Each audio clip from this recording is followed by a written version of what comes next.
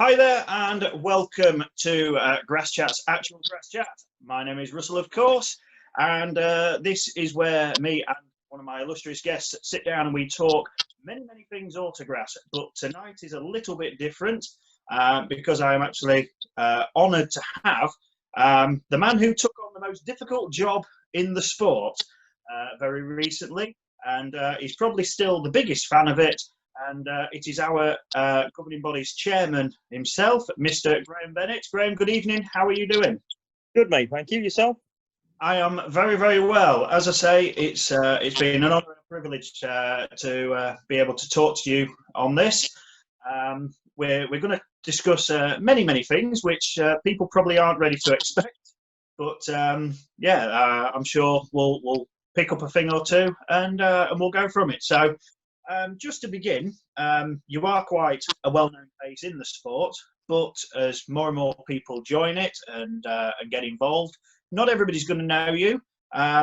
You've been involved in the sport for a good number of years from all levels. So is there just a quick way, because you're in this role now, just to say who you are, so those who see your face for the first time actually know who this man is? Yeah, absolutely. So. Graham Bennett, as you know, basically I've been racing this sport since I was in my mum's belly. So 43 years, believe it or not. I know I don't look it.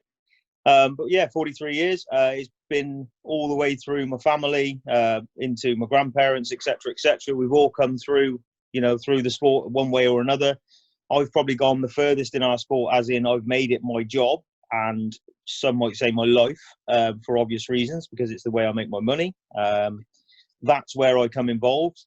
Probably the last 3 or 4 years, I've wanted to get more involved. I don't want to say a political level, because that takes it into a different kind of fixture. It's not, to me, it's not really a political sport, although it does come across that way. But I just wanted to give something back. I'm certainly not one of these people that sits on the sidelines and slates everybody and slates people for doing this and slates people for doing that, but not actually stick your hand up and go, listen, I'm going to have a go. Hence why I'm sat here in front of you now, having said to you, Russ, I wouldn't mind doing an interview to try and give you and other people a bit more of a perspective about what's actually going on behind the scenes after obviously probably the worst start. Well, it is the worst start to a season, but also the worst start to a tenureship as a chairman that probably the sport's ever been, to be honest. So that's where so we're going to pick up on a few of these things, and we're going to share with the autographs world a bit more of what really happens, because it's no job is easy. There is no job set out there to be easy. There's always a challenge in it, whatever that may be. But you decided one day that you was going to approach this role and you was going to attempt to get into the position to be able to take it on. Where did that spark come from to like you say, right, I'm not just going to want to be in this relative position. I actually think that I could be a beneficiary at being at that point of it, and be the one to help evolve the sport into the next era. I've had a role in club and league level for a good few years now. I really liked Oilers' approach. Emir Evans. I really liked his approach to the way he ran the meetings, as in chairman's meetings, etc. And the way he was at grass meetings, at actual race meetings, the way he was, his persona around, the way he made himself available. He was very approachable. And that to me that sparked something in me. I'm not for any instance saying that anybody else before him hasn't been like that. But for me, it massively stood out.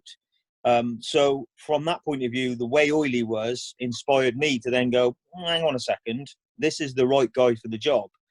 And the only reason I stood up to do his job is because he was leaving. End of story. If he hadn't have left, I'd have gladly either been his number two, if the vice chairman would have carried on stepping down, or just carried on doing the role I was doing and trying to help out from behind the scenes as much as I was doing anyway. But it is down to the way Oily was and the way, again, he portrayed himself, which I thought was beneficial to the sport and my way of thinking, which led me to believe that I can help move the sport on and go from there.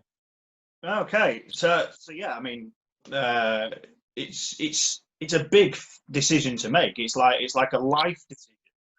as such to do that. I mean, anybody can get involved in the sport at any level, but to obviously to make that choice one day to do it, it does take a bit of guts to do it, because it always seems to be like nowhere's easy to get into, especially at that type of level. You have had some experience, as you say, at club and league level. I think you was Gloucester League chairman, wasn't you? And Still am, yeah. Yeah. you've been involved in every level of the sport, as we mentioned at the beginning. So what did you originally feel you could bring to the table on this sort of massive scope of the sport? What did you originally think? Yeah, completely understand what you're trying to get at. To be honest, it was more of a ground roots, sort of ground level, sort of genuine guy racing. You know what I mean? Everybody knows I eat, sleep, and breathe racing. You know, I go to as many meetings as I can. You know, it's documented up and down the country over many, many years that we're the first ones out and the last ones in on a season. You know, that's even back to the Autographs Review days. You know, it's documented. Yeah, I remember. Yeah, exactly. So I want, you know, the approachable side of somebody, I think, is the way that the sport should be. You know, at the end of the day, there's this persona around, you know, directors are over here and chairmen are over here, and then the you know, the grassing population are down the middle here, and we just can't reach them. We can't get to speak to any of them. And I just, you know, why not? In 2 years, I've gone from being a league chairman to chairman of the sport. And that isn't because it was handed to me. It's because you chased after it, went for it, and got voted in. So you must have had something about you. But I could have been anybody. I could have been you. I could have been anybody. Anybody could have gone in and tried to do that role. So long as you show the commitment and the savvy to actually, you know, point the sport in the right direction, in your opinion, might not be the right direction, but show your willingness to try and move and sort of, like, again, like I say, point things in the right direction. Yeah.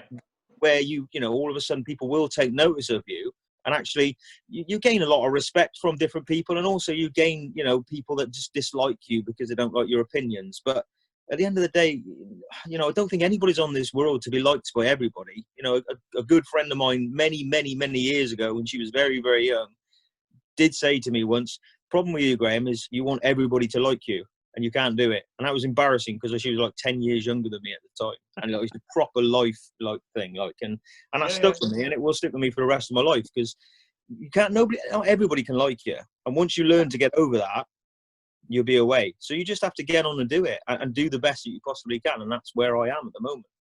Yeah, I mean, with the sport, though, it is known that it's the most openly friendly sport that there is. It's not like trying to get involved in, say, circuit racing, where it is much more of a tighter knit. It's smaller groups, like organisation running it, and that. Autographs is massive, spread throughout the whole of the UK, where there is like 4,000 to 5,000 members within the sport, and there's a hell of a lot of people running it, each club at all that level. So it is openly friendly for people to get into, and then you can obviously start to get involved. And then, as you say, if you manage to get involved at that sort of level, it's like rankings, isn't it? I mean, you get involved at a club level, and you can help move a club forward. And then, if your ideas get more expressed and more known at things, you can sort of progress, and you can maybe think, yeah, maybe ideas we're doing within the club, maybe we can branch out further and go into that side of things with the governing body, and we can maybe go from an idea which may just work at one club, but it could actually work for every club, whether it be a safety aspect, whether it be a way events are run and things like that. So I mean, going from that ground, and then you can work your way up, and it just depends on how your opinions come across. But and it's your enthusiasm, mate, as well. It's very easy to get kicked to the ground very, very early in your early days. If you've got a bit of a backbone, and you're willing to stand up for what you believe in, whether you're right or wrong, as long as you can stick to that and not skirt around the issues. And I don't want to say fence sit, because in this job you have to sit on a fence. You know, you have to have somebody in this ear saying, oh, why are you saying that, Graham? Why are you saying we can race, or you want to race? And then you'll have somebody in this ear going, well, I don't think we should race. Why are you saying we can't race? And obviously with the COVID thing, we've been in that position already. And And to be fair, I was pretty upset, only a few weeks ago, because I had somebody who was a very good friend of mine in this year going, well, it's no wonder people don't think you want to race with the way you're being. And then I had another guy who's a very, very good friend of mine again saying, why are you so pro racing? We're not ready to go yet. And so at the time, like, I was proper downhearted because I didn't understand how people could see that I wasn't in the middle. And then once I explained to both of them people where I was, I turned around and said, look, I think that's me doing my job properly. In the middle of the fence is where the chairman needs to be. At the end of the day, he's only a figurehead for people to vent at and try and point it back in the right direction. It's just a bridge. The chairman, or the NASA chairman then, is the bridge between the directors and all the other chairmen, which is the membership. The membership, or the chairmans, are only there for the membership. They get in their club meetings, league meetings, etc. They get given what needs to go back to NASA, comes to the chairman's meeting, goes on to directors. That's the way the chain has always been for a long, long time. So, like I said, it did affect me a little bit then, not to a stage where you're like, I've had enough by any stretch of your imagination, but more to a stage where you're like, I was struggling with myself to try and appreciate how people were taking. I'm very vocal, mate. You know that. You see my Facebook posts. It's unusual for a chairman of NASA to be that vocal. I'm waiting for somebody to try and kick me down and stop me doing that. It won't happen because I've got this job for the gobby git that I am, and I will continue to do that. And the moment I change, I'll ask somebody or a good friend of mine, I'll say, tell me to step down, tell me to stop. Because at the end of the day, you're here for the person that you are. You're not meant to change. Nobody's meant to change you. You do get I probably went in a bit gung-ho at the beginning with directors, this and that, and trying to, I wouldn't say force yourself on or anything like that, because that's the wrong stage. But I was so enthusiastic about trying to get my points across between bridging the gap between where I thought between chairman and directors were. I'm not saying there is, I'm just saying where I thought there was, that it was probably perceived as the wrong way. Who's this guy coming in at the last minute and trying to tell us how to do our jobs and all that? That's, it may have come across like that. But now, after 6 months and going through what we've gone through, which is probably more than most chairmen have been through in their whole tenure of being a chairman, every director I speak to, every director we get on well with. I've got no issues with bringing any director, and we do, and having a chat with them. There's a few that we're closer to than others, but that doesn't mean to say that we don't respect the others and take their views on and deal with, and try and speak to them about certain things as well. But it's a difficult job, but it's a job I chose. So I'm not going to sit here and moan about it. Yeah. I mean, so sort of when you were going back earlier and you were saying sort of like you had one voice here, one voice at the other side of you trying. It just reminds me, like in the cartoons, when you've got the angel and the devil on your shoulder, and they're both trying to contradict and argue, and you just sort of like, you don't know which side to steer for. But if you actually keep your focus down the middle, which you originally set to do, then hopefully eventually, especially in this kind of situation, which is completely unique, it's never happened in this world before. But yeah, if you can keep that focus going, hopefully we come out the other side and it does eventually please both parties. We was going to obviously talk about this coming to the chairmanship role in this unique situation. Obviously, it's been going on now. We're in July, and it's been going on for pretty much the whole year. What was your initial thoughts when this was coming in? I mean, because obviously some people was like, well, it's happening at the other side of the world. It's never going to get to us. Why should we stop what we're doing? And then all of a sudden, it is on our doorstep. And you've got to suddenly make these massive decisions, which have never been made before. Yes, meetings get cancelled, but that's always down to the host, the clubs, the league. It's never down to the sport, the governing body to do that. So what was your initial thoughts when this massive thing was happening, and when did it actually come to the point where, no, we've got to take this action and we've got to do it immediately to protect ourselves?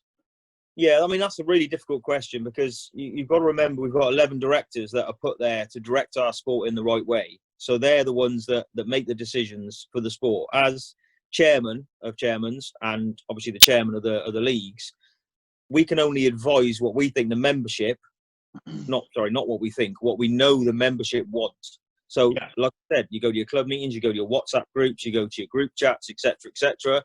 You know, and it was quite a lot of that going on at the very, very beginning. You know, we were having, personally, I was making sure that every single chairman from Central Scotland, Ireland, South Wales, South Somerset, every single chairman had their vote at the very beginning, whether the season should be shut or not. I can't remember the exact numbers, but it was 7 against and the rest of them 4. That's how, you know, not one-sided, but that's how, well, it was, I suppose. That's how one-sided it was to cancel the season. I then took that back to NASA. The decision was virtually already made anyway for us. You know, there was nothing we could have really done. The decision was taken out of our hands. Some people say that we could have reacted, or the sport could have reacted a bit quicker. The directors could have reacted quicker. The chairmen could have reacted quicker. Like you said, it's unprecedented. You know, we're not a paid member of an organisation. Do you know what I mean? We're not sat here on 25 grand a year salaries plus. You know, you're here as a guy that goes to work, or a lady or a guy, and goes to work in the morning, works all day, comes home, has a tea, cooks a tea and gets ready, and then spends another 2, 3, 4, 5, 6 hours doing director work, or in my case, work. So, like I said, there's no credit to be taken by any of the chairmen for making that decision. That decision was rightly done by the directors with guidance, we would hope, guidance from the membership and the chairmans sort of handed to them. And then they made the decision what they felt was right for the sport, rightly so. They're the directors. And then we go from there. And it's exactly the same as when we're coming back. We do our best. I mean, I can't quote it exactly, but it was, the problem with you, Graham, is you're always trying to jump the gun. It's not that case with me. I try and get all my eggs in a basket before I hand them over. And it may seem to some that I'm trying to jump the gun and get ahead of the game and trying to get everybody's opinion on where we should be going and all this, and then trying to jump the gun. It's not. It's me trying to put all my ducks in a row, all my eggs in a basket, then handing them over, so I know that I've done everything I can to give them whatever they need to get going again. That's how it works, rightly or wrongly. I can't really say I changed, because I wouldn't. No, I mean, to be honest, going right back to the beginning of this, when it really started to outbreak, I mean, we was enduring some poor weather anyway. The meetings were getting cancelled and nothing was really running. And I think us at Scunny, I think we was going to race on this particular weekend. And I think I got the phone call from our chair on the Thursday evening or the Friday evening before saying we're going to have to cancel it. At the time, it was postpone it. We was going to postpone it and reschedule, because we didn't know the scale of what this pandemic was going to be like. And but it was, we could have ran, and I'm sure other clubs could have ran, and people could have quite honestly have tried to take that risk, but it came through the advice given, which was obviously done very, very well to get from the board to the clubs and that with the advice. And it was like, no, we cannot run this risk, and we need to postpone it. And unfortunately, it's been postponed for a lot longer than what anybody imagined it would do.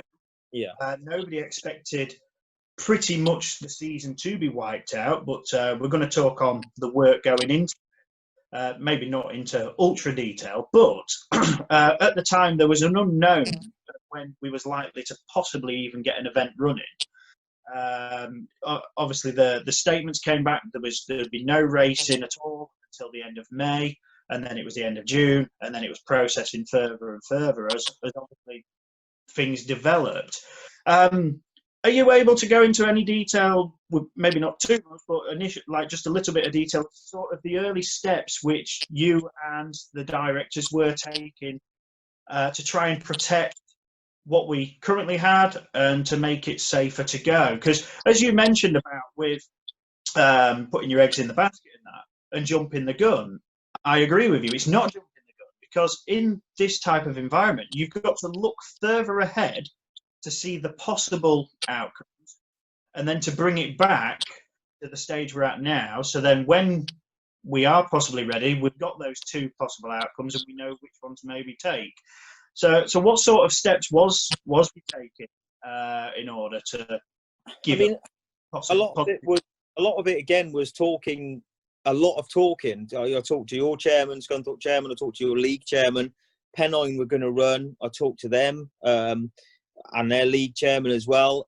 And then there's a lot of that going on. Whilst the directors were trying to source the guidance from the government, etc., on where we're going to be. I think at the time it was dropping down to 500 people maximum. How can we run 500 people? You know, we were having discussions with Scotland. Scotland wanted to run a meeting, and they're like, we never get 500 people up here, so we should be clear to race. And we're like, no, because we guarantee you, if you put a meeting on, everybody from Yorkshire Dales, is going to travel to Scotland to come and race with you. Are you going to turn them away on the gate? And this is the sort of conversations that were going on behind the scenes. It's eventualities. How do you equate for every eventuality? Yes. That's what you've almost got to have a crystal ball and try and foresee what is going to happen or how it may happen. People might say that's not the right way to do it, but imagine 1,000 people turning up at that field, you know, or even 500 people at the very beginning of it turning up on that field, and then imagine a spike or something like that. And you know, we have a reputation as our sport. We are a very, very, very professional amateur sport.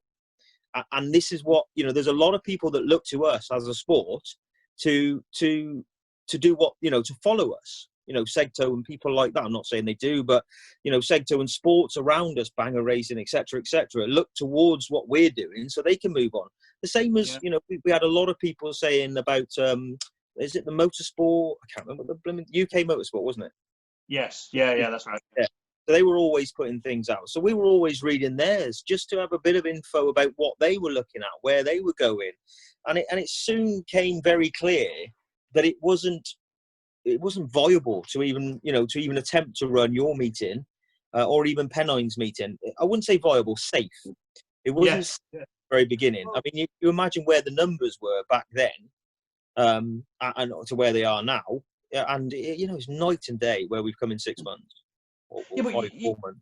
Yeah, but you've got to think about that as well. I mean, it's all right. The sport does have this reputation, and you could have blown that very, very quickly just by holding one event. Yeah, because absolutely. You could have had one club event, which could have grown into 300-400 cars at it. And if you count 400 cars there, and you have a driver plus a spectator or family member with them, that's 800 people.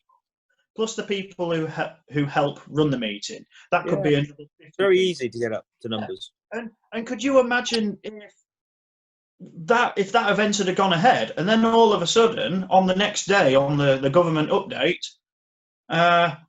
this event took place, and almost everybody ended up catching the virus.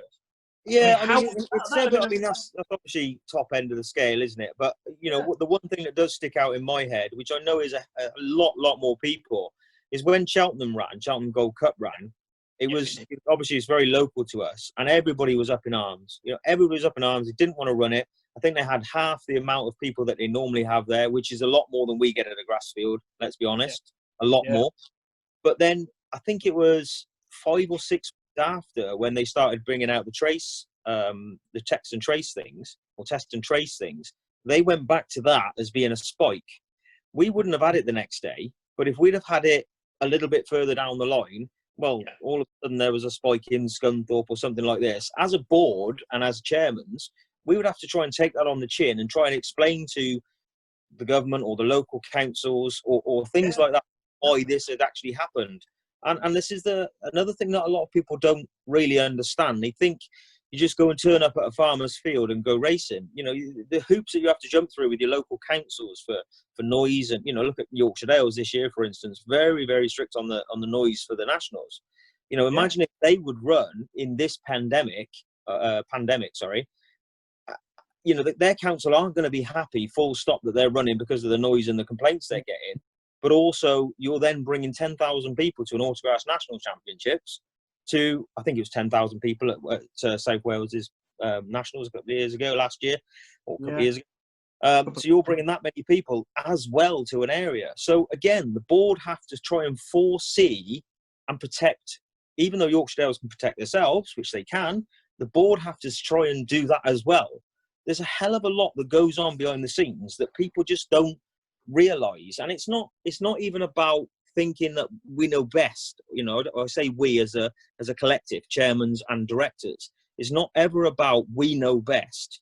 It's about trying to see a bigger picture of what could possibly go wrong or go right, you know, the right way. I mean, we've been trying to push to get racing now for a good couple of 3 or 4 or 5 weeks. You know, when can we get racing? How can we go about racing?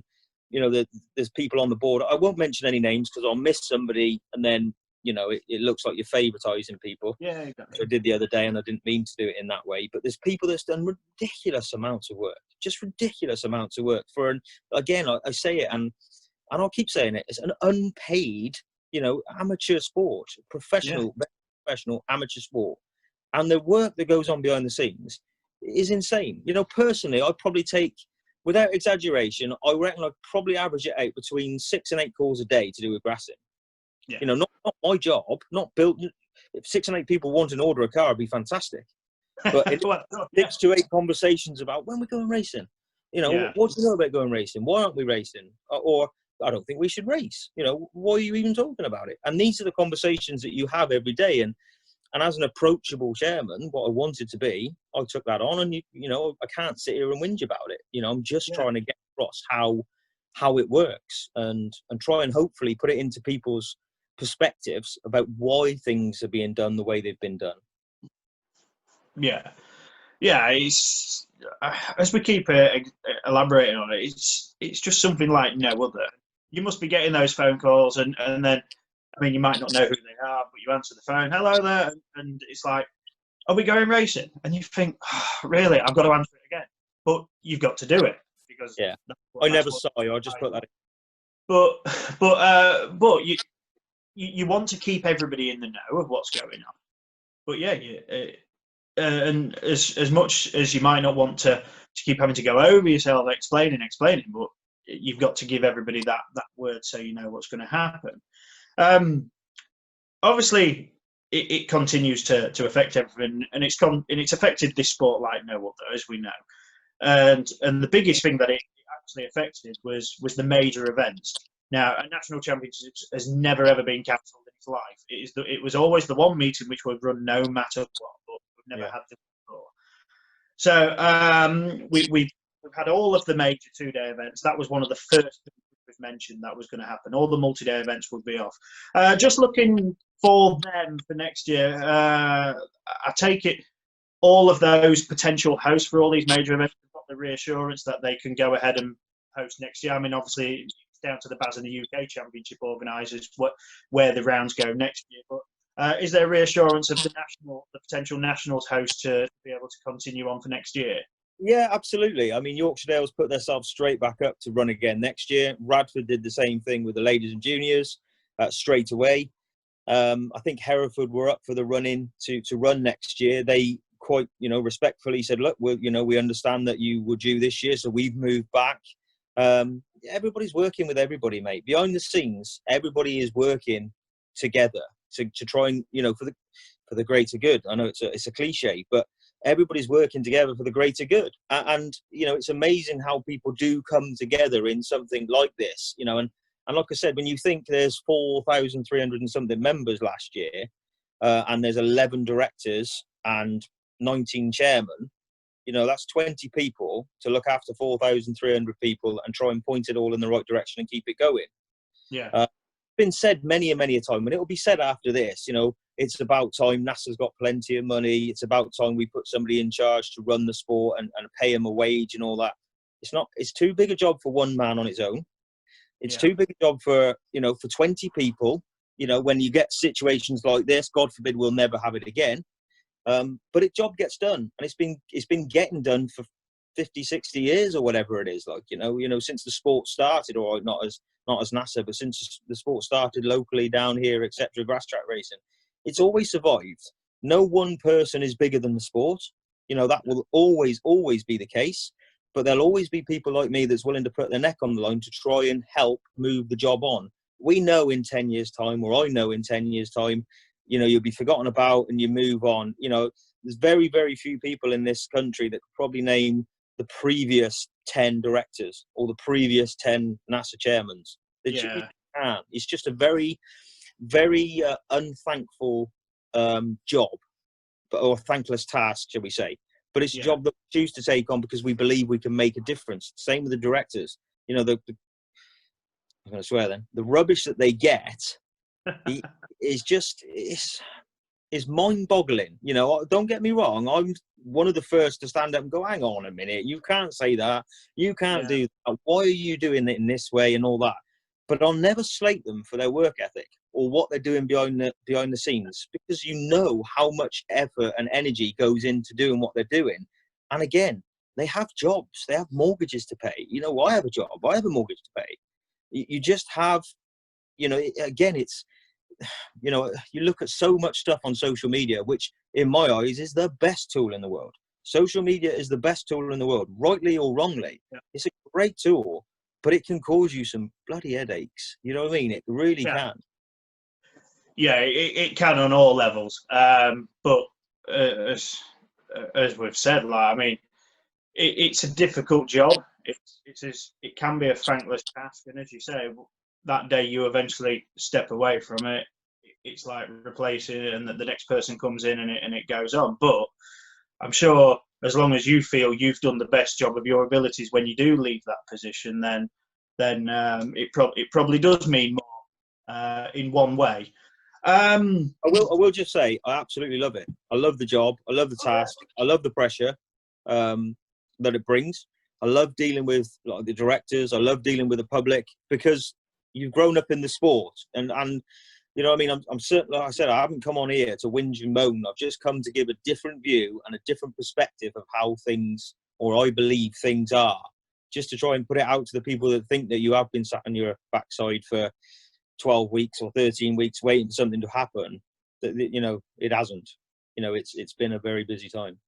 It's definitely not, because as you say, it's not just yourself who's doing it. There is yourself. There's all of the board of directors, but then you do branch it out to each club. Each club has got a chairman. Absolutely. Yeah. They're all trying to think of their own ways to get their own clubs back on to host events again. So it is that tree which continues to expand where people are working very, very hard at it. And I won't be afraid to say I did send you a message a couple of weeks ago, and I says I think everybody's doing a fantastic job. Yeah, you did. Yeah, it was appreciated. I can't say nothing less about that, because you are working hard, but as you say, not everybody does see that side of the story, and it's nice to actually understand that. Yeah, we're not just waiting for this to blow over, because it's not fully going to blow over. So it is appreciated the work that goes in. As we know, we're now getting to a stage where we're hopefully in the next even few weeks, as long as things continue to progress in the right direction, events could be happening in some form. It's been a little bit more documented about the procedures you've had to take in order for this to happen, but there were some big hurdles to jump. So can you explain a little bit more about the major aspects you had to actually overcome to be in this position now, where it's looking better than it did obviously a few months ago? Yeah, I mean, obviously we've always said we have to follow the guidance. I mean, the one thing that annoyed me watching every single what do they call it, the update. The updates, basically, government updates, that's the word, you know, was they kept saying we have to follow the science. They kept saying we have to follow the science. But we're doing the same. We have to follow the government advice. And as soon as the government advice was dropping, that then led us to be able to start talking to other chairmen, find out who wants to run meetings, if it's possible to run meetings. One of the directors had put out to all the clubs who is ready to run, who doesn't want to run. There was a lot of clubs that come back and said, look, we're done for the season. Thanks anyway. It's not viable for us to run now because our field, for instance, costs so much. We wouldn't get enough meetings in. And then there's people like Martin at York, who's, you know, I did say I wasn't going to mention a director, but, you know, Martin at York has put his neck on the chopping board to try and put a meeting on and do it in the right way. And there's nothing like, I'm not saying he's done any more work than anybody else, because he hasn't. You know, he's done as much as everybody else, and everybody else behind the scenes has done an equal amount of work. But Martin's put his neck on the chopping board to put a meeting out there, and he's leading from the front. He's the one that's put and I forgot the bloody name of it again. I can't remember what it's called. So basically, they've had like 7 attempts in the insurance to get everything sort of to how it should be, to what you need to run. I've been forgetting them 2 words for ages, to be fair, for a couple of weeks. But there's so much stuff you have to put together to then go to the insurance to go, right, can we run? And to go to the councils, can we run? Can we do this? You know, the guidelines, which we keep talking about. You know, how can we go about making it safe for people to turn up, hence turning race meetings into test meetings and track days, rather than, you know, not having the spectators. And like I said, it's in my eyes, I know Martin's done it because it's good for his club and his club's ready to go, but also to lead from the front with that as a chairman and a director, knowing damn well that somebody on Facebook next couple of weeks, some keyboard warrior will be like, oh, there was 30 people stood around the track. How come you're not allowing spectators in? And that person was talking to that person. And you're going to get that. You're going to get that because there's many people that want to go racing. There's as many that don't want to go racing. Yeah, it's a massive juggling act. So for anybody to put their name up, Cambridge have done the same thing. You know, their chairman's wanting to go. Vernon, again, is trying to help Cambridge get going. He's their league vice chairman. So he's trying to push to get them going and trying to find out the best way of going around it with their local councils and the police force, etc. So they're somewhere near hopefully getting ready to go. So it's not, you know, I'm not just sort of putting Martin on a pedestal to anybody else. I'm just saying that people like these people, like, again, you know, we've had it for so many months where people are going, oh, the directors aren't doing anything and the chairmans aren't doing anything. They're all sat on their asses. They're not doing this. They're not doing that.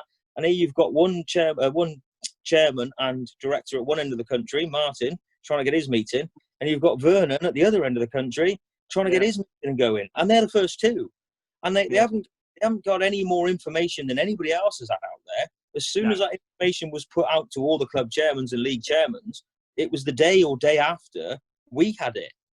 So, you know, as directors, you know, right, okay, we've now been given the green light. It's the green light for everybody.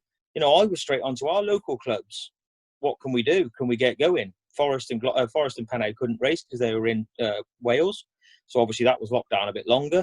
Gloucester was in the position where they have to pay the whole year for their field, even if they race once. It's too expensive. You know, you can do it. So it's, you know, it's the people that say have been sat on their asses doing nothing are the ones pushing like hell to try and get going and get racing again. I don't know whether that just wavered off a little bit, but that's where I was sort of heading, really. No, we can go anyway with this, you know. I know we announced as well, Scunthorpe, we announced that we are in a position that we could run because, in fairness, our track was pretty much ready to run before this all happened anyway, but we have been, well, once it was safe to do some work like that, cutting the grass, tidying up and things, that all commenced. But yeah, we've announced that we're working to be able to potentially do it. But each club is in a slightly different position. Because some clubs have to pay their rent up front at the beginning of the year, which they may well have done already. And other clubs may pay their outcome on a meeting by meeting basis or whatever. I don't know how each club lies. But yeah, they're all in their own position of this.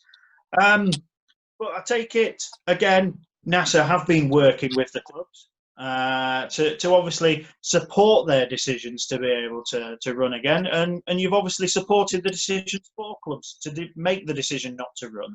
I think North Wales was one of the first to announce that they weren't going to run this year. But I mean, you've left that to the club's decision. No club's going to get punished for not running a meeting because of this situation. No, they're not. No, it's definitely not the case. No, I mean, it is down. At the end of the day, the sport isn't anything without the clubs or the membership. You know, the most important thing in grassing is the membership and the clubs, the chairmanship, the directors. That's the way it is. The directors are figureheads to get this sport moving in the right direction and keep it afloat as a I can't really say a company as such, but it's that kind of, you know, scenario basically. And again, you know, like I said, not many people can name the last 10 directors, you know, so it's a very unforgotten or unforgiving task. But you know, like you said, quite rightly so, the North Wales one was down to their landowner. You didn't want people on the field. Absolutely fine. It's his land. You know, Yeah, we're very, very lucky in our position that we can rent their land and go racing. You know, we don't have circuits and grandstands and stuff like that. You know, proper built circuits. So we have to rely on them. And I think there's other people as well. Maybe North Shropshire. I think maybe theirs was the same reason. I don't quote me on that, but I think that was the same reason. And I think there will be a couple more as it starts to get open. I think there will be a few more that it's been down to landowners that don't want to bring it to local areas. Evesham, I believe, said the same thing. You know, the daughter of the guy who used to own the land there before he passed away. He said the same thing. They don't think it's right that they bring people to the area. And you know, as a job as a chairman, you have to know these things to answer questions. People like yourself and anybody else are the reasons why, you know, the club that you'd have nothing to do with aren't racing, for example, like, you know. Yeah, I mean, as we say, each club is in its own position. I mean, you get somewhere like North Shropshire. I mean, their venue's still relatively new. They're not going to want to jeopardise what could possibly happen there. And then you mentioned Evesham. I mean, they're next door to Stratford upon Avon, which is party central when it comes to the map open, because everybody heads out into Stratford, don't they? So you can't run that risk. No. I think it's a respectful decision which each club has made, whether they are planning on hosting an event or not.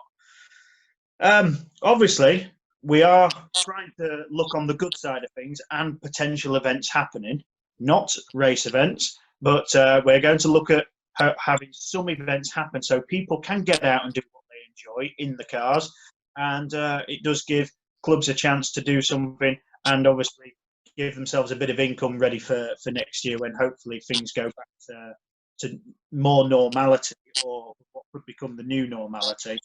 So a lot of, as you say, a lot of practices and a lot of procedures are being put in place, like the social distancing will have to be done, the PPE wear, things like that. Could you see that becoming a regular thing? Not necessarily the face masks or anything, but could you see other types of PPE and protection at race events actually staying in the sport? Obviously, keeping your hands clean and all that, and maybe a little bit of distancing here and there where it could be required. Obviously, it's a big social sport. Yeah. Could you see at least into 2021 that these practices and procedures could follow on, or it's just going to depend on entirely the actual progress of the world? Again, it's, you know, I don't think anybody predicted that Leicester would be shut down. Let's be honest. You know, it's a huge city that all of a sudden is shut down. This could happen to Gloucester. Was on high alert last week. I don't know where it is now, but we don't know where we're going. But all we can do is do what we're advised to do and keep going that way. One of the reasons why I was quite pro putting meetings on, even though, like I say, you have to be seen to be sat on the middle of the fence. But again, directors will back me up on this. One of the reasons why I was quite pro for putting things on is because we need to know how to get things right this year, ready for next year, because it's not going away. It's not, you know, we will start probably at your meeting in February, hopefully, test day, and there probably will be provisions in place still, even then. Especially, you know, I'm not here to scare people or anything like that, and I'm not a scientist by any stretch of the imagination. But this pandemic is more brutal in the cold weather. So they say. So the scientists say. Like I said, I nearly watched every single one that came on BBC, you know, through the last couple of months. So we don't know if it's going to go shooting back up in the winter, or it's going to level out, or if they're going to find a vaccine next week. You know, nobody really knows. So all we can do is do what we're advised to do. Probably on the edge, on the more safety cautious side than maybe, you know, we could get away with. But then that stands us in good stead because it means we're being proactive and not reactive.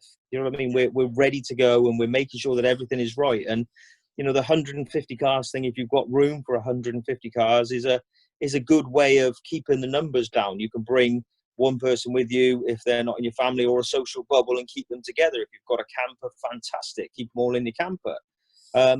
the problem's going to be is when you've got all them people in a field and Martin's the right man for this job there and Vernon will be the right man down there, is all of a sudden when these people start to gather around the edge of the track to go and watch the practice what are you going to do? How are you going to go about it?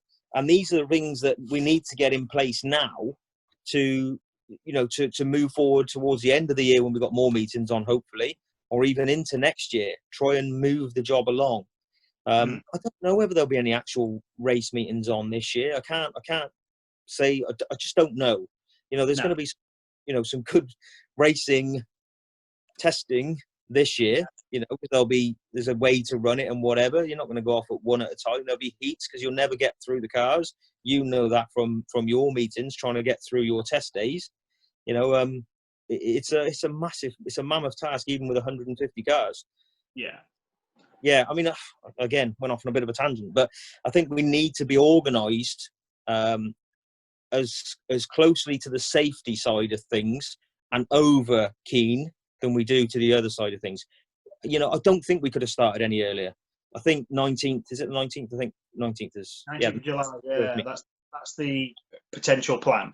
Yeah. So I think that's, I don't think there was any chance that we could have gone any earlier. I really don't, because things just weren't ready. We've been held up by other people, not just directors. There's other things going on that we needed to have in place before.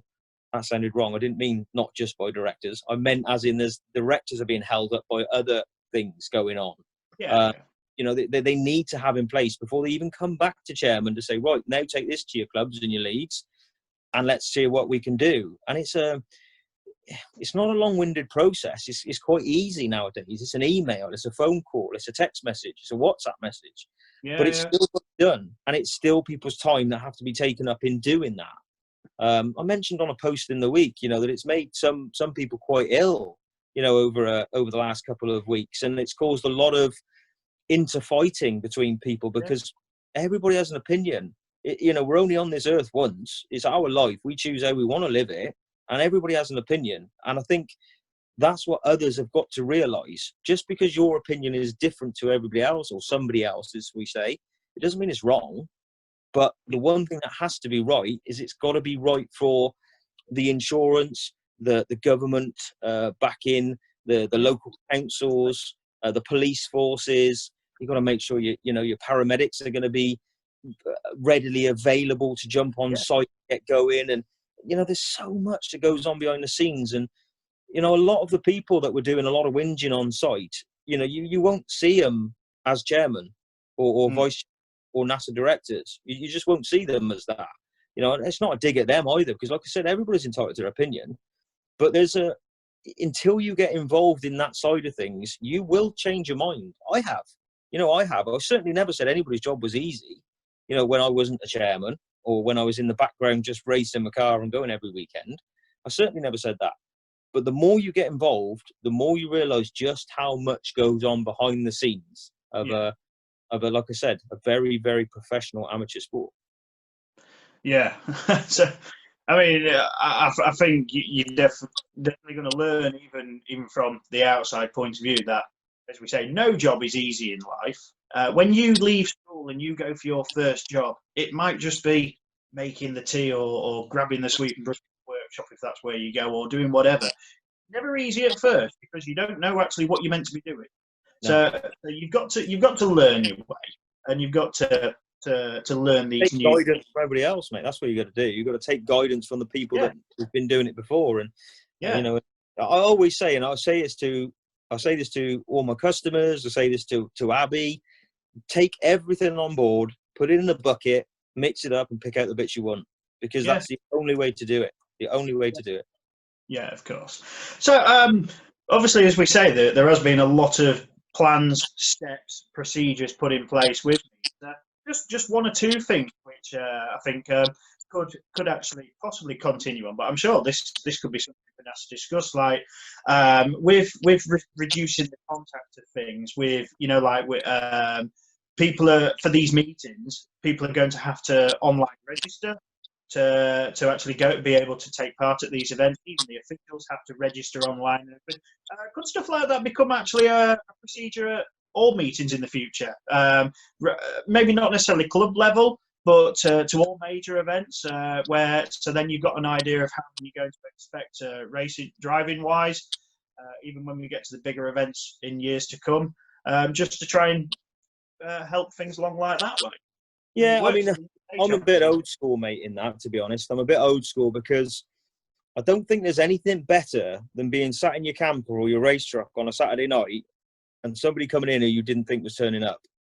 I think that's one of them. You know, I remember back to my old man, Andy Bennett, at the time, or my stepdad, Andy Bennett, at the time. You know, we'd sit in a field on a Saturday night and Pete Collins would come in.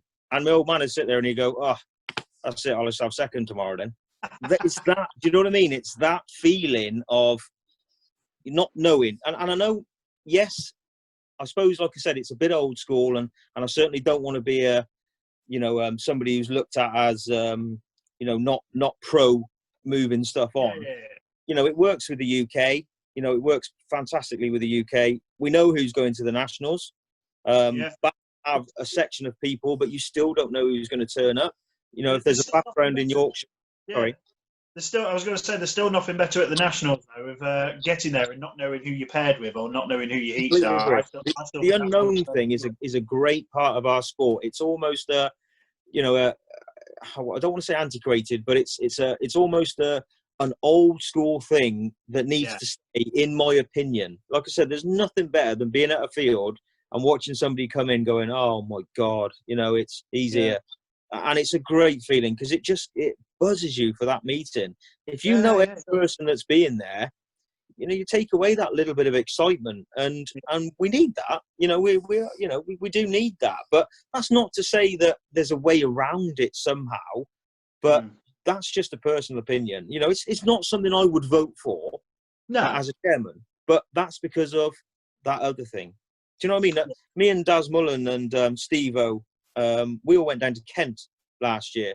It wasn't even really pre-arranged. It was just like, Daz rang me up, where are you going? I said, I'm going to Kent. Oh, we're going to Kent. Jesus, fantastic. We went down on the night before, down the local pub, had some of their food, raced the next day, and there was people walking around, what are you doing down here? Do you know what I mean? And they had no idea. But if we'd have had to book into that, they'd have been like, Jesus, Darren's coming, or Steve-O's coming, or Bennett's coming, or whatever, like, you know. And it's just a little hidden side of the sport that, in my opinion, has to stay. Admittedly, this moment on any, you know, that's for racing, but for this thing on the testing thing, it has to be done. Yeah, maybe that's a good positive, because you need, if you're going to have minimal numbers, like 150, 120, 100, depending on how much room you've got, you need to know that all them spaces are filled to be able to afford your costs. Yeah, exactly. So that side of things I agree with. Yeah, what I was saying, though, about this pre-booking in for these types of things, it maybe wouldn't necessarily be broadcast, but I was just wondering whether it could be something for the future where if you was to, say, if you want to go to the MAP Open, which is always a big event, or any other open event, stuff like that, you would have to book in just to and pay online just to start doing the handling of cash at the meeting and all that. But when you look at it, really, when we get back up to normality with meetings, we're still going to have the catering suppliers and the trade stands and all that. So everybody's going to take a wad of cash with them anyway. So 100%. we might as well forget all that, what we've just spoken about. No. You know, it's that's that's what gets the thing moving, isn't it? That's what, you know, these opinions are what makes the sport what it is, and it's a great thing. But people are still going to walk around paying for bits and pieces. Of course they are, especially when they go. Want you come into her store with a credit card, is she? Let's be honest. Well, I'm sure cashies will be accepted at the BB Motorsport stand as well. There we go. So we are getting to this crucial point where it's getting very close to happening. Are there any further steps which the board are looking to take for the remainder of this year, or do you think now you've got until we have an event or two to figure out how it all works on the day? But do we think do we need any more steps to take, or do we think, as we say, we've got something which, when we go to this meeting at York or Cambridge or wherever, we think we're confident it's going to work how we like it. No, I think if you sit and study the guidelines and read them, I don't think there's anything that can be really changed in that. You know, they certainly haven't been drawn up in 5 minutes and sent out. It's just something that we're going to have to live with until the government come back and go, okay, you can have 1,000 people in one place at a time, or we can have open air events, or do you know what I mean? We can have concerts, etc. And then all of a sudden things start to change. Then I did notice something the other day where I think might have been Donington or Brands were allowing spectators, Yeah, I've seen that but then recently. people do have to realise they're on a 100, 200, 300 acre piece of land. You know, they're not in a 12-acre field. You know, Yeah.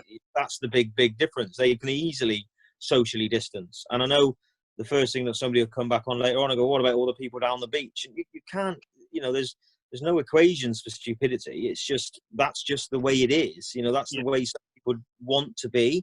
And you can't, but that doesn't mean we have to follow suit. You know, we like I said, there's many people watch our sport to know what we're doing and move the, you know, try and move their own sports on.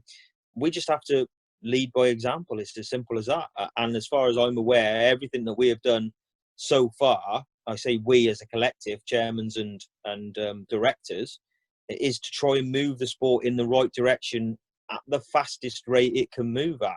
It certainly hasn't been, in my opinion, you know, there's been no hold-ups for any reason other than the fact that we're waiting for people to come back to us with the right advice to make sure we get it right from the off. We can't rush this thing, go to the first meeting, and then it cocks the old job up for another month. No, because it could quite easily, but we do rely on those who are planning on doing this. We need people to understand, look, these are the procedures we have in place. If you don't run by them, we could quite easily stop it all again, and that means we have to wait even longer. Yeah, and it's not even. It'll be winter. Yeah, exactly, and it's not even. You know, I understand what you're saying there, but it wouldn't be down to us. You know, as a governing body, we would get stopped. Local councils would stop it. Government would stop it. It's, you know, it's we have to make the right decision and be seen to be making the right moves. You know, if you went to your local council, which, you know, we have, with the guidelines that NASA have produced us, I can't believe they would have an issue with what we're trying to do. You know, we're trying to get things back moving again. I think the biggest difference with our sport and a lot of sports that got going a lot earlier is a lot of them are paid. You know, we've touched on this in the past in conversations between us. You know, that I don't mean this is not another whinge at people not getting paid in our sport, but, you know, they have staff. So if they're on furlough, you know, they either get back working again, which is what a lot of the country is doing, or they just cease trading. And that's why they've been given the push and the go-ahead to start getting racing again. You know, these circuits and places like that.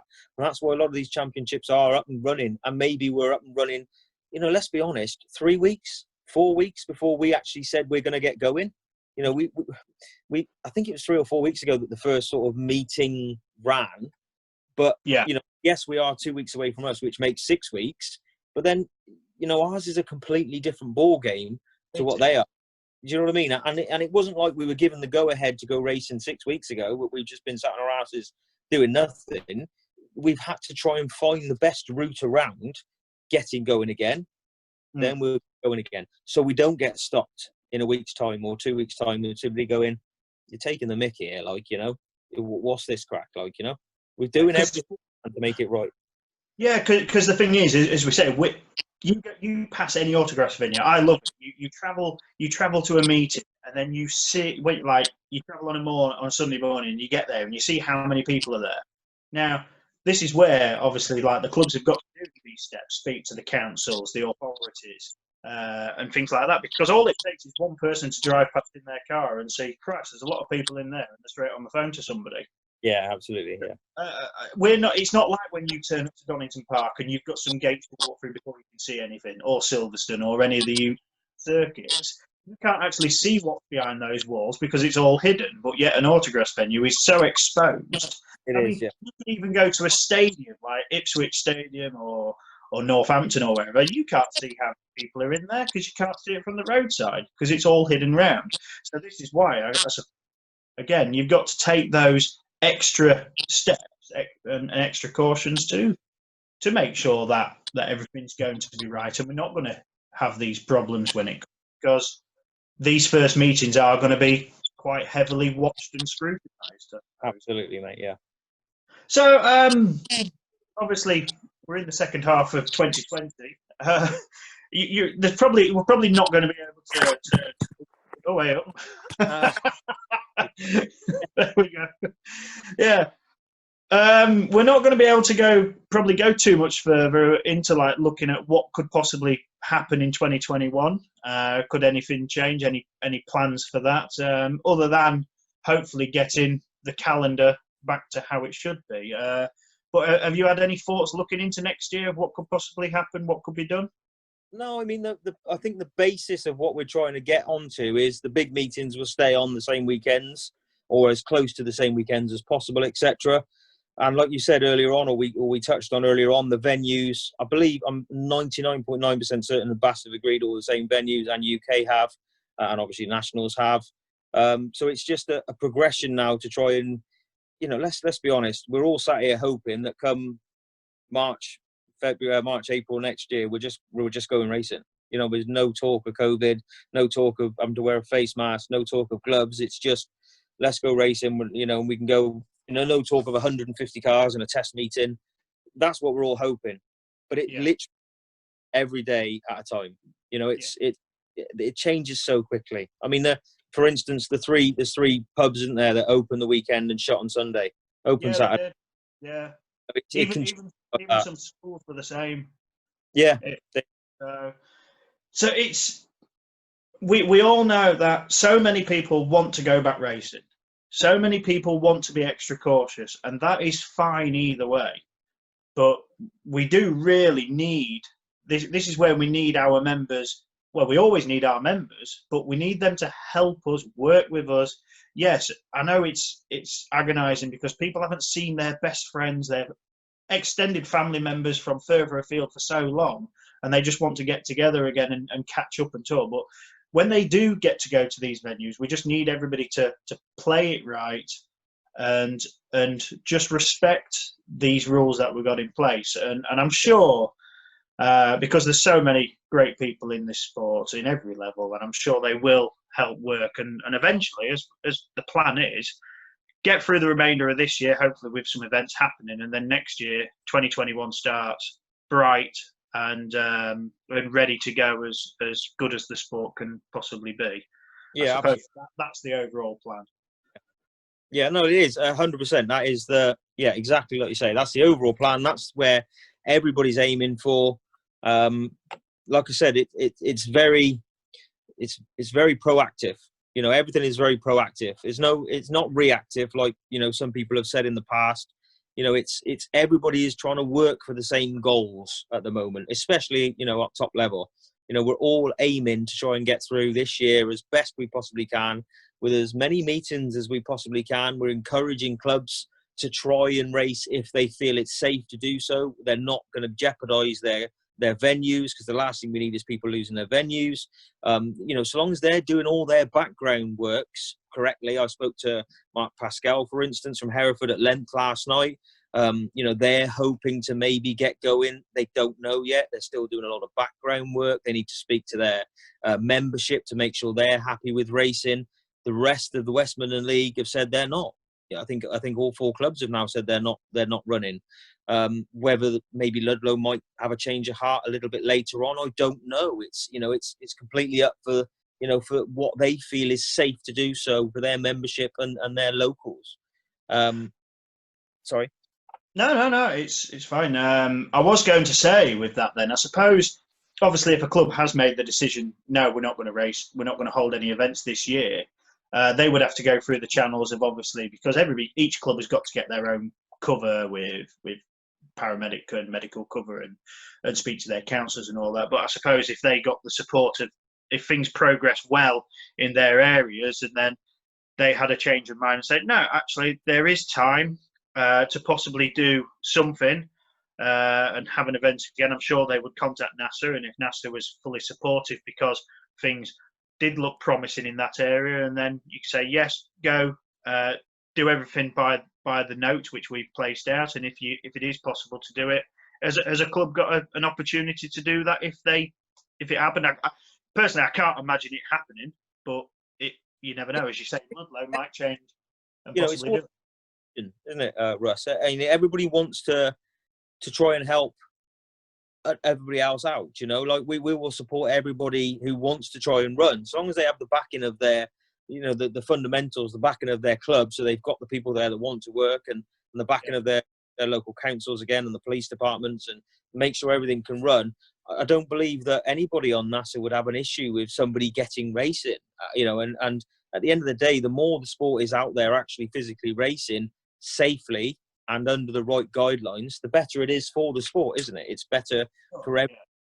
You know, it's better as a promotional vehicle to try and bring people back into the sport, you know, that might have gone away and gone, well, the season's dead, so, you know, we'll maybe go off and do a bit of stock car racing, or, you know, a Saxo Cup or something like that. You know what I mean? They might have drifted off somewhere else. And well, hang on a minute, we've got 4 months left here. Like, you know, that's a lot of weeks worth of testing. It's a lot of weeks worth of testing to get out there and have a go. But again, it's all dependent on, you know, I think I said from the very, very beginning, I thought August we would get going.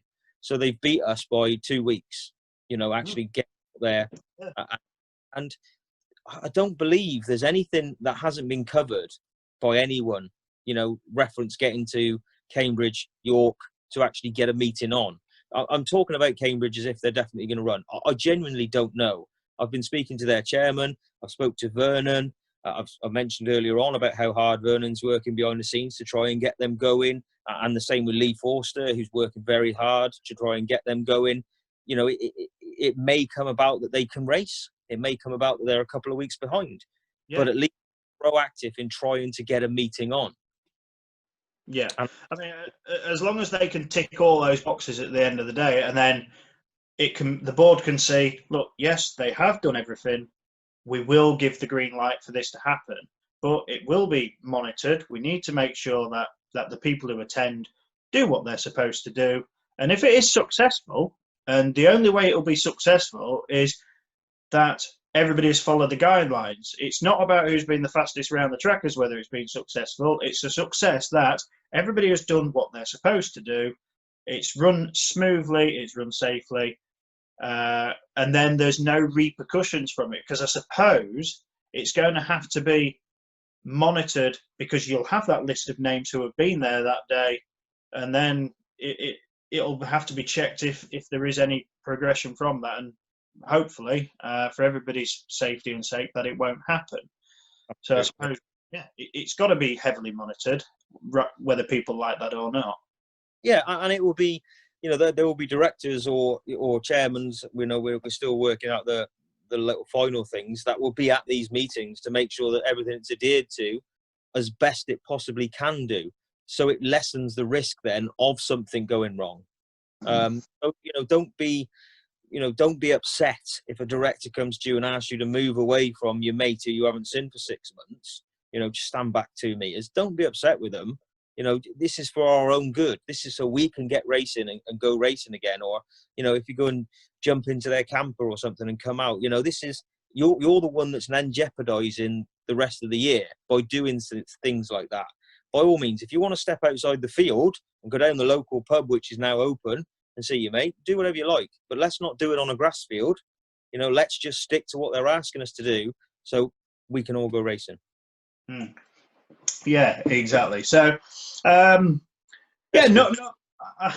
I'm not sure what much more we can really add to it at the moment, other than we do really want to, as I say, I'm not afraid to say I messaged you a week or so ago, and I did pass on my gratitude for the work that you and everybody else has put in.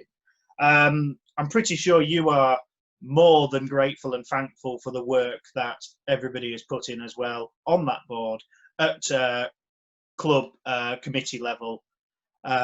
Is there anything you want to express about, obviously, with the work that's gone in between? Yeah, I'm sure you've built up now these relationships you didn't have with these people within the board. And it does look like, because we've got to this stage, that everybody's now yes, you are working incredibly hard, but you're also working in a Yeah. friendly environment, and it seems like the NASA board is now quite knitted and quite strong. So yeah, you must be pleased with how that's going on. Obviously, with the directors. Yeah, I mean, it's difficult, Russ, because as this is, we're on a Zoom meeting, etc. Obviously, the directors have been working off them, so not getting in a room and hashing out your issues or any grievances that need to be sorted is quite difficult. It's always better to do it face to face, as you know. So trying to do it on Zoom meetings, emails, text messages, WhatsApp messages, phone calls is quite difficult. And like I said, it has put a strain on the board relations and chairman's relations between all of us. There's certain chairmans that probably don't think I've done the best job and has been quite vocal about it. But I'm still here. We're still fighting. We're still going that way. We're still going forward. We're still trying to move the job on in the right way. And I think them that know do, and that's the way it should be. And or it can't. I can't really think of another way of putting it. At the end of the day, everybody's on the same page at the moment to get motivated, pushing forward, and getting some testing on. And like you said, from my point of view, I openly did it on social media the other day. I'm probably the most vocal NASA chairman that there's ever been. Because I don't care. I just, I'll say my piece and I wear my heart on my sleeve. And if you take it the right way, you take it the right way. If you take it the wrong way, that's your own fault. It's never meant to offend anybody. I think the work that the directors have done and the chairman and Ernie, for instance, the vice NASA chairman, he's been fantastic, backing me up every single step of the way.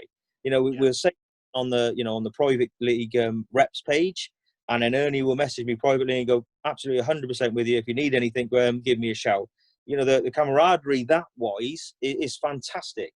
But like I said, there is a couple of chairmen out there that are not pro. They believe that things have been held up, but I think that's probably a bit of an experience. And I'm not talking as the most experienced man in the world, but I'm saying that's just a bit of an experience. You've got to know how to roll with the punches and move with and play the game in the right way. And I use the word game. I don't want people to think that it is a game, because this is our heart and soul, isn't it? We're grassers, and this is breathe. But at the end of the day, it is a hobby.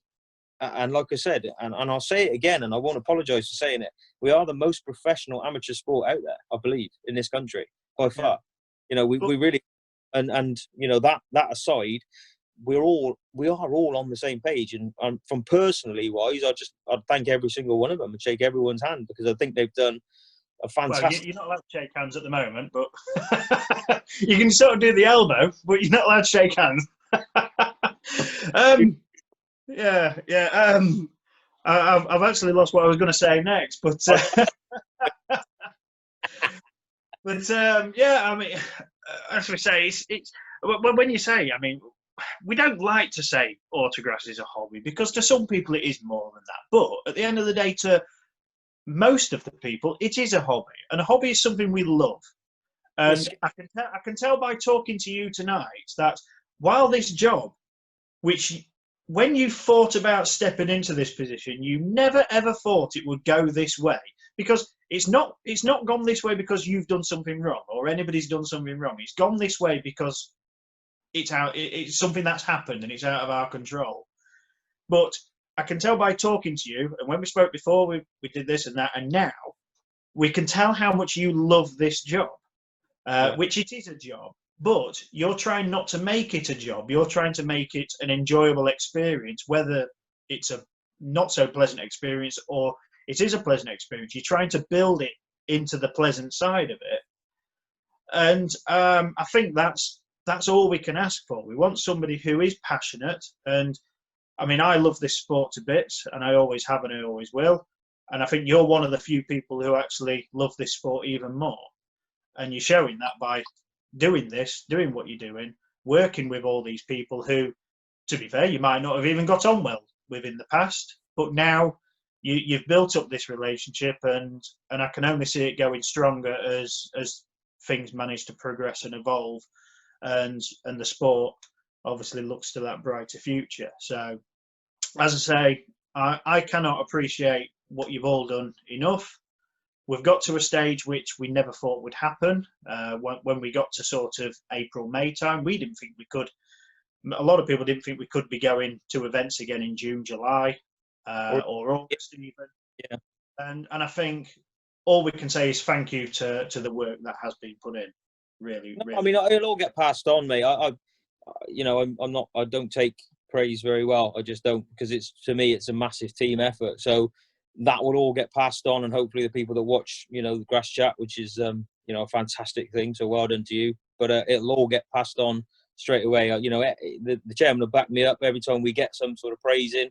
It's straight on the group chat and it's put out to everybody, because that's the way it is and the way it should be. It's a massive team effort.